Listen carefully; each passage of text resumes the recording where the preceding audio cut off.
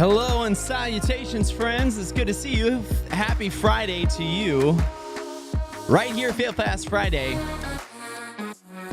where we have, some kind of a noble thought today, honestly, when you really think about it. Yeah, you got the studio view. Congratulations. It's really fun. Just a little fun little thing for you. Just a fun little thing for you in case you didn't know. 24 seconds. Thanks for sticking with us right here, Fail Fast Friday.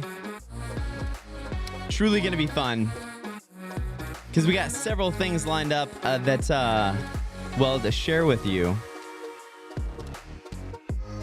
that you really don't want to miss out on.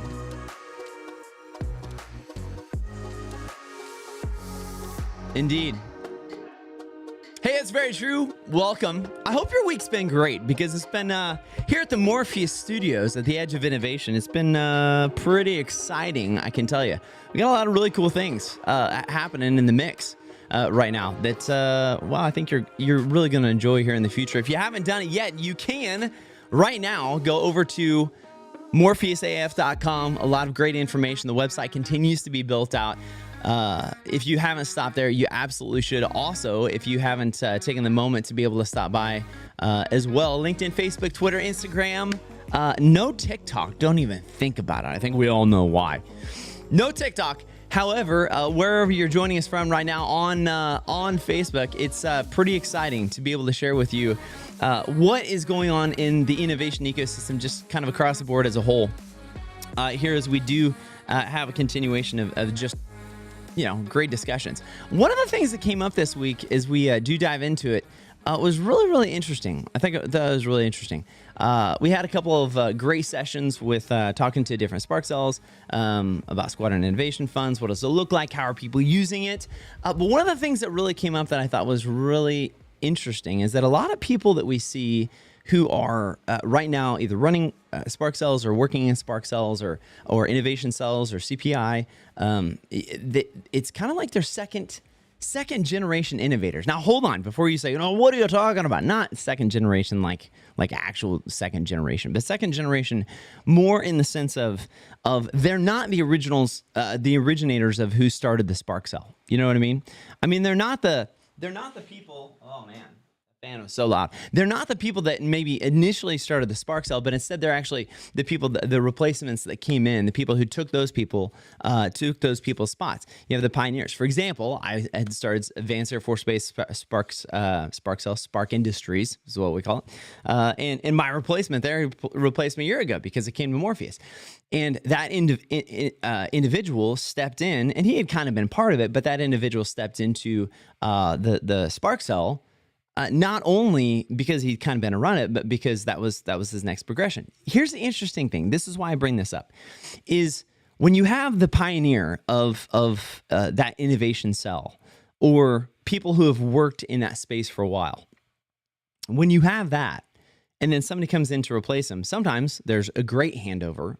Sometimes there's not a great handover. But the interesting thing is that there's a lot of just cultural understanding and innovation that took place with the pioneer, the person who started it, that some of that information actually ended up being lost in that translation.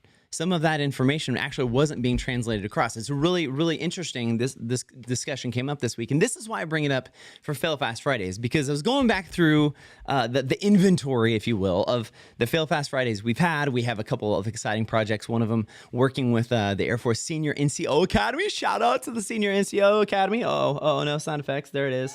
Yes, Senior NCO Academy. You guys are awesome. We were sorting through some of the. Okay, all right. Pipe down, everybody. Jeez. Act like it's a Friday over here. And working with them, it has some really, really cool, exciting things. And we were looking back through some of the Fail Fast Friday videos to be able to show some examples of innovation failures or innovation setbacks or barriers, if you want to say. And I came across this video. Wes Holsinger, he's been a major down at Take Air Force Base, but I came across some of the lessons learned that he had as starting off as a Spark Cell. Brand new Spark Cell, brand new initiative, brand new effort. And as we were working on this project to be able to work with as we were prepping this project to work with the Air Force NCO Academy, some of the lessons learned that Wes had talked about really came to the surface of what has it been like to start kind of this innovation creative cell, problem solving, problem identification cells, these innovation cells in conjunction with CPI and whatnot. What were some of the challenges that these originators or pioneers started from? Because again, there's been, this has been going on for about 3 years now, 4 years now. Now, again, before you throw something at me, I'll give you this and say, I know innovation is not new to the Air Force. I get it. I know, I understand that. What I'm saying is it's relatively new in the last 3 years. I think it's been more of the verbiage, the verbology of how we refer to innovation, how we put an impetus upon it, how we are intentionally training people up to be able to have that mentality, what that mentality looks like. That's what I'm saying is, I'll say relatively new, since Tony Perez and many of the other founders, Joey Aurora, of who helped to create AFWorks version 1 back 4 years ago. That mentality, people have changed. People have changed positions and spots. And I want to bring up this video from the last innovation, the last Spark Cell conversation with Wes Holsinger, because he really brought up some great points of some of the failures and challenges that they had as a brand new Spark Cell walking at. And I'll tell you why when we come back from this video. Listen to some of the challenges that they had starting off. Excited to be an innovation cell, excited to be solving problems, excited to be looking at the challenges that existed across the wing. And keep this in mind as you listen to it, is this transition over to like the second generation, if you will, the second generation of innovators, as they come across, as they are taking over. Think about this. If Wes was there, but he's no longer there, what happens to these lessons learned of failures and how they grew through these failures? What happens when that information isn't passed and isn't shared?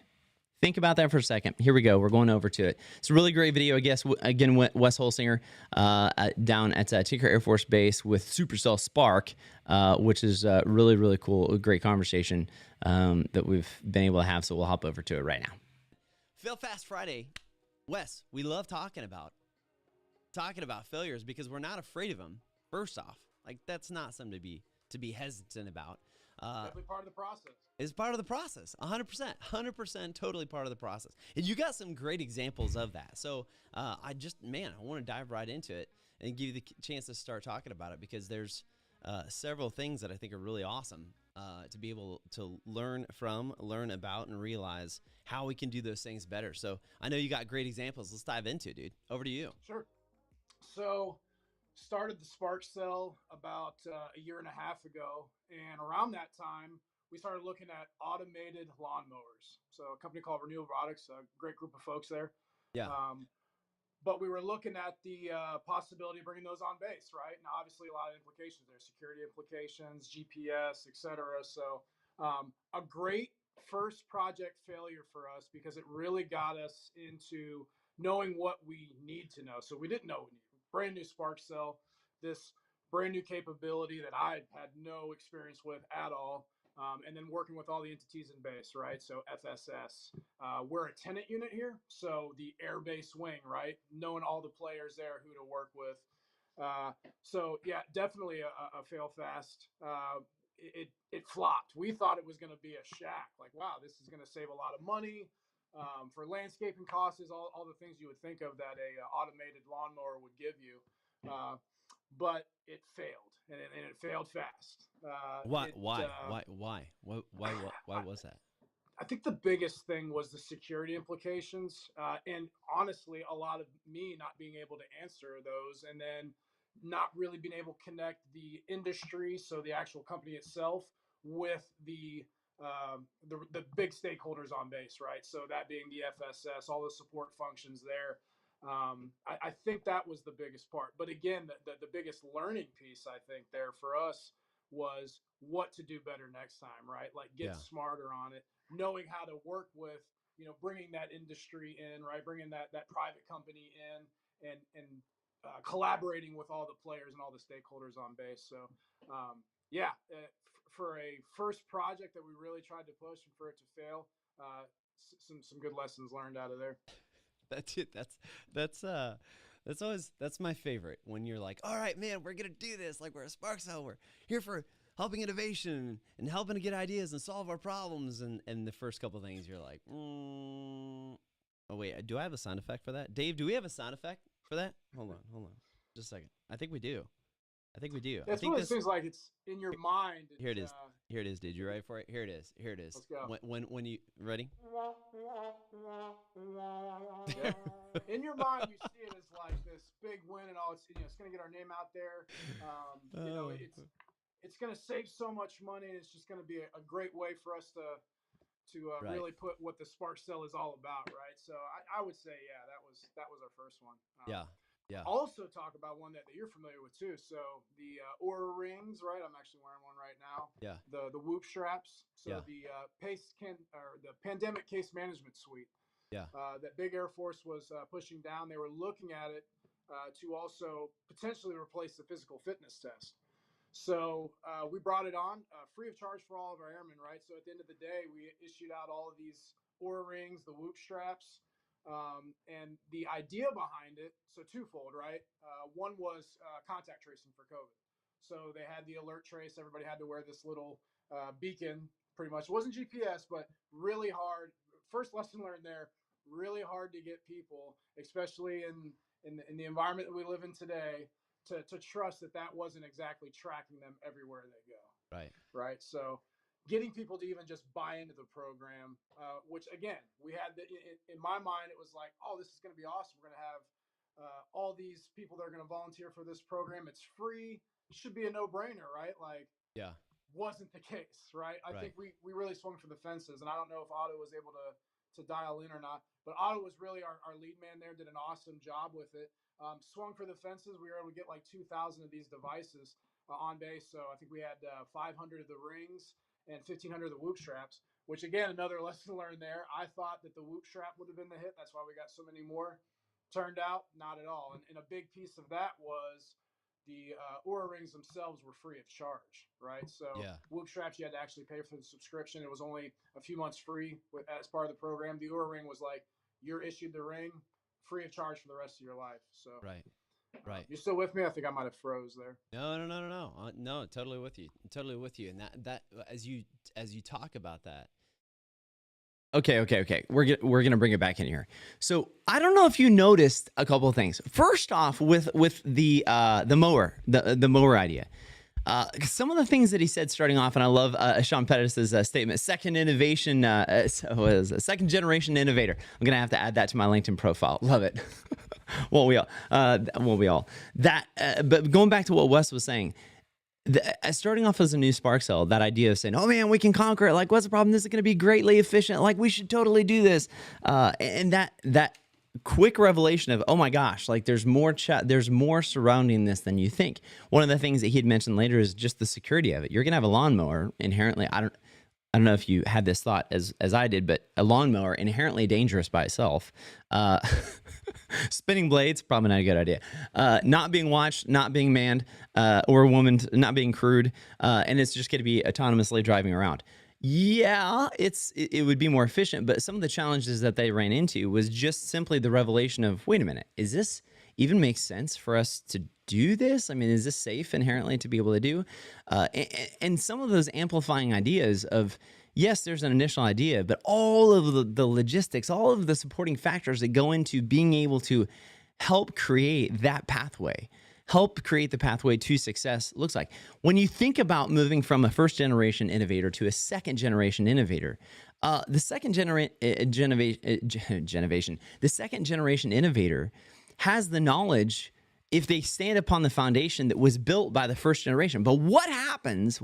Here's the challenge. What happens if there is no passing of knowledge of what the first generation innovator did, or the founder, or the principal who started that either innovation cell or the project or created this capability? The reason why this comes up now is because when you talk about the use of of SIFT, the Squadron Innovation Funds, when you talk about understanding the SIPR process, phase 1, phase 2, phase 3, TACFI, StratFi. If you don't know what those things are, you can go over to morpheusaf.com to the innovation pathway, trifold, and it's actually going to point you over to AFWorks, the innovation handbook. Feel free to be able to go to either AFWorks or at morpheusaf.com to be able to get that. But when you think about what those funding streams mean, and then, Melinda Monahan, Manager Melinda Monahan, she was working momentum funds.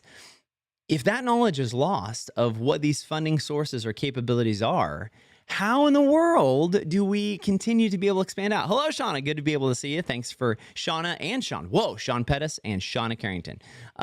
Good to see you. How is it that we continue passing the knowledge from those who built the foundation of which we should be standing upon? But if we never actually understand what it is that they did, the foundation that they built, the challenges that they went through, the failures that they had, and how we learned from it, I'll ask this question. Are we doomed to repeat the same mistakes? I'll ask that. Throw it out there for my Air Force innovators who are listening to this. If you're watching from a personal channel or somebody repost, I'll ask you the same thing. How is it that you can have somebody who's taking over your position, but then not know the lessons learned that you had? How is it that we can expect them to succeed? This is the challenge that I would place out for you, or frankly, anybody who's listening to this on Fail Fast Friday. The point of Fail Fast Friday is very simple. To be able to talk about failures, to be able to talk about the importance of growing and learning and expanding and valuing the opportunity that a failure or setback gives you to learn from. Now, of course, you can do one of two things. You can either play victim or victor in when failure happens. You can say, oh man, like gosh, we should just stop. Or you can be victorious in the situation and say, yes, we had a setback. I get it. However, we're not going to stay down because we're going to take those lessons learned of how we failed and we're going to grow forward into not doing the same mistake again. Here's the challenge. If we do have this second generation, and not generation in the true terms of generation, but generation is the second iteration of innovators, as Sean Pettis was saying before, which, Sean, I'm going to throw your comment up here because I really like it. If we do have the second generation coming through and we're not actively passing these lessons learned, how is it that we expect innovation as a cultural stance to continue growing if we're not intentionally doing this, if we're not intentionally expanding this out, if we're not intentionally growing this?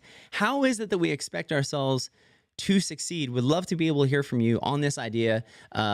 Feel free to send us an email, team@morpheusaf.com, or you can throw it in the chat. Do want to be able to go over to some of the comments that we have right now, because I do think they're really, really good. Sean Pettis says this, that's the struggle. Oh, you can't see it. Here you go. He says that's the struggle, especially if those front runners who are paving the way, if they do not capture those struggles, it becomes tribal knowledge and it's lost for the next generation to repeat those same struggles with no gain. Oh my gosh, my friend. We're going to give it to you one more time. Yeah. Dave, thanks for that. Thank you. I know. Hey, yeah, I see that. I say, okay, shh, quiet. The studio audience gets out of control. But it's 100% true. If we do not actively and intentionally try to pass this knowledge on, pass these lessons learned, if we don't pass this on, we're going to lose it. We're not going to be able to maintain it. We're not going to be able to keep it. We're not going to be able to grow and expand out this knowledge. Matthew. Oh, Matthew. Hey, look at this. Look at this. Had a great interview with this guy at AFA. You need to go over to YouTube. Also, Disruptive AF. You can hear that over on Disruptive AF. Truly exciting. Great job, Matthew. He had this comment. He said, I have to say, I've been lucky at Liberty Works. They have told me so much on how they failed early on. It helped me to learn from them without having to go through them and through that. Through them being the failures, having to learn them on your own. That's a really great point. In fact, we have two examples of this. This is great. Matthew. Oh my gosh, Matthew, Sean. It's like it's like we intentionally placed you out there in the virtual audience to place those pieces, to be able to place those two pieces. Here you have a great example of exactly that. To Sean's point, listen, if it's not passed on, if we're not passing on this knowledge, we're going to lose it. We're going to lose our ability to learn from our lessons learned. Again, for those who may be listening that are not in the Air Force at all, due to a cross post, somebody cross-shared this. There's still lessons learned here of what we're talking about, because if you learn a lesson and you don't pass that knowledge on to your children, or you don't pass that knowledge on to the person who's going to be replacing you, you have gone through all that pain for nothing. I'll say that one more time. That was really good. If we take the time to try, test, build, break, try, test, build, break, try, test, build, break, or build, break, try, test, either way you want to say it. If we go through all this pain to have an idea, create the idea, put the idea forward, attempt it, try it, fail at it, fix it, build it again, and then eventually succeed. If we don't pass on this innovation and this mindset and the lessons learned, you've gone through all of that struggle for nothing, because it's not going to continue forward. It's literally going to stop with you. Don't be a single point of failure. That is just ridiculous. Don't be a single point of failure. Don't be the one person, and I've been that person many times in my life before, full transparency. Don't be the one person that is literally preventing and stopping the growth of the organization because you haven't taken the time to pass the knowledge on to somebody else. You don't have to be the one sole person that has the information. In fact, I would encourage you to not be that person, because then you find yourself having to do all the work, you get frustrated, and you get burned out, and then you say, whatever, I'm done. That's not where we want to go. That's not what we want to be involved with. Again, thank you so much for joining. Let's see, what do we have? We have another comment here. Okay, yeah, LinkedIn user says this. I'll throw it up there. Really good point. Not sure who it was, but they said, it's like we forgot how to maintain continuity. Oh my gosh, so incredibly true. The cool thing with this is, and I know there's not a preference out there. I can't say there's a preference, but I do know that there are several platforms that are out there for the Air Force innovators to use and to utilize. Vision is one of those. I know Gain has been talked about. You have multiple different capabilities where innovators are getting into challenges. They're moving forward with their projects and they need help. It's Rudy. Oh, basic buddy. Rudy, it's so good to be able to see you. There are multiple platforms out there to be able to use to be able to help pass this continuity. I encourage you to do that. I encourage you to spend as much time carrying on this knowledge, carrying on this mindset, carrying on this ideology of what innovation is in this culture, because as General Alvin, the vice chief, had mentioned back last season of Disruptive AF, at the very beginning, he mentioned this very clearly. He said, innovation is not just a person. It's a mindset. It's a culture. It's a characteristic. It's something that anybody has the ability to own. The question is, will they own it? Such a phenomenal point. Truly, truly loved it. Rudy over there giving me some smiles. Listen, I hope you've had a great Friday. And I encourage you with this to just consider this as you move forward into your weekend. What is it that you're doing right now? Or what is it has it been in the last several months that has maybe been a major pain point for you? And the question is, who have you passed this lesson on to?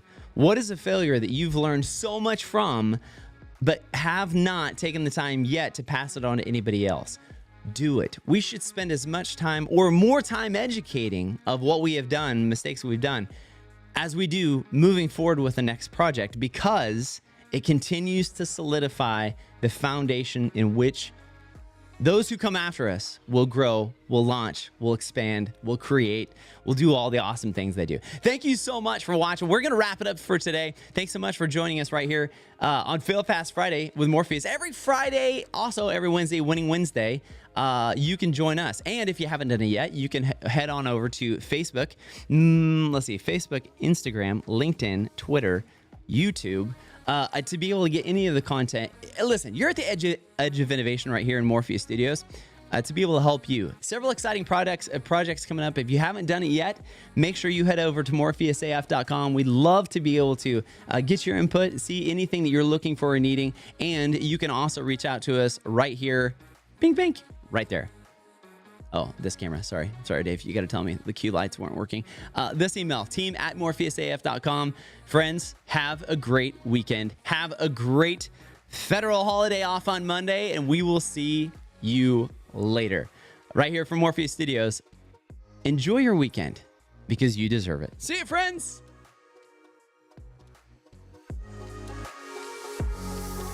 Winning Wednesday coming up. Don't miss it. Yes, this was Fail Fast Friday. I know. You're saying, why are you putting Winning Wednesday up there? I'll tell you why. Because I want it to be fresh in your mind. Next Wednesday. Don't miss it. Why would you want to miss it? That doesn't make any sense. Don't miss it. We'll see you then. See you, everybody. Enjoy.